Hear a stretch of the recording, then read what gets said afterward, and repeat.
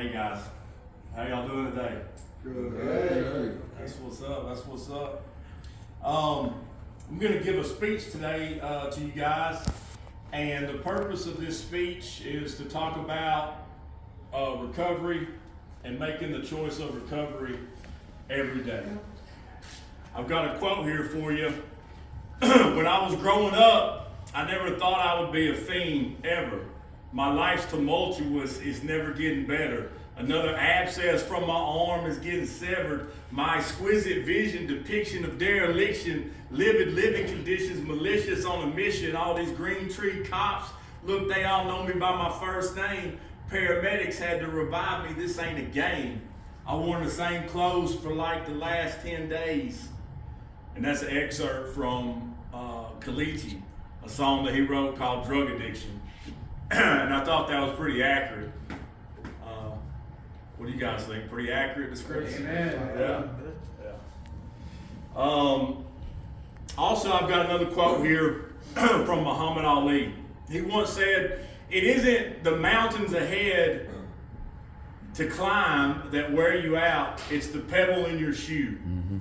And so basically what Muhammad Ali is saying is that it's not the work that we have before us in life, it's not the 40 hours a week or the overtime or whatever that wears you down. That stuff is physically draining, but it's the pebble in your shoe, if you will. It's the things that we leave undealt with in our life that ultimately weighs heavy on our minds and ultimately wears us down, which in my opinion, symptoms of things left undealt with in our life, symptoms of that is drug addiction. You know, we don't learn how to handle things properly. We deal with stress poorly, and we end up escaping, you know, into a bottle or shooting up or smoking meth or something like that. I've been in recovery now for a little over 3 years, and I can tell you it wasn't easy, but I can also tell you that it was worth it. So today I'm going to be covering 3 main points of relapse prevention, which those 3 points would be structure, community, and God. In talking about these issues of relapse, it is my hope to persuade you to follow these guidelines of relapse prevention. And so I would like to share with you some of the information about relapse. According to the American Counseling Association, relapse begins internally and culminates in behavioral changes, or in other words, using chemicals. Many times, these internal conflicts can be brought on by being in places that we shouldn't be at, or being around people that we used to use with, or people that we know we could potentially end up, you know, finding ourselves in a compromising position. Relapse can also be brought on by stress or handling stress poorly. Stress that goes undealt with can cause depression and anxiety, and ultimately could lead to relapse. Lack of sleep can also cause relapse, as we tend to make rash decisions when we haven't had the proper amount of sleep. Relapse can cause loss of previous restoration with your family. It can put you in financial stress, and it could ultimately cost you your life. Now that we've talked about the problem, let's talk about the solution. Structure. Structure is what is needed most in the life of an addict. We need to be accountable with ourselves as far as the places that we go and the people that we spend time with. And so our day should be structured as in a way to avoid putting ourselves in compromising positions. Then next you would have community.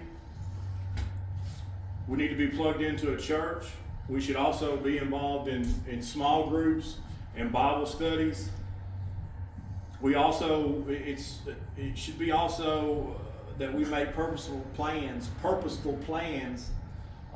with these friends, these new friends that we've established.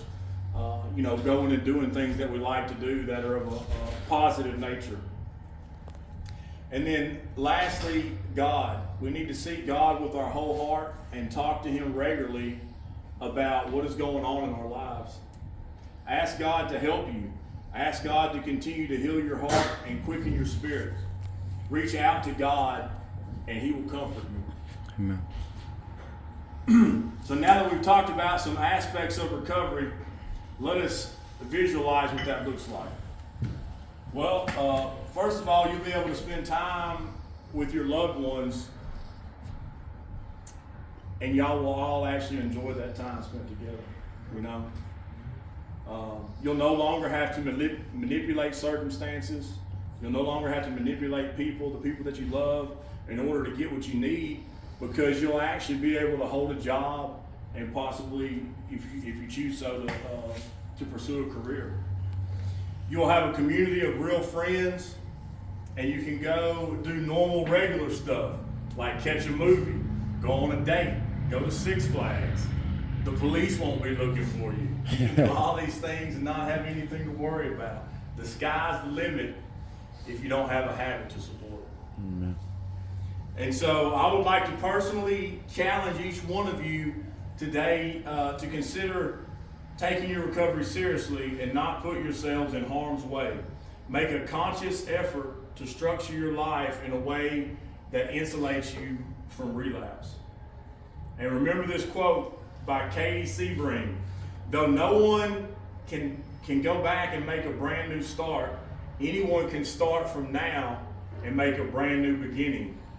And also, I got one more for you from Kalichi, which I find particularly inspiring because I have a little girl. So, and he simply says near the end of that song, the one that I quoted from earlier, near the end of it, he does a little repetitious thing, and he's saying, "I'm doing what it takes so my daughter will never see me high." Mm-hmm. Never see me high. Amen. Thank you, guys.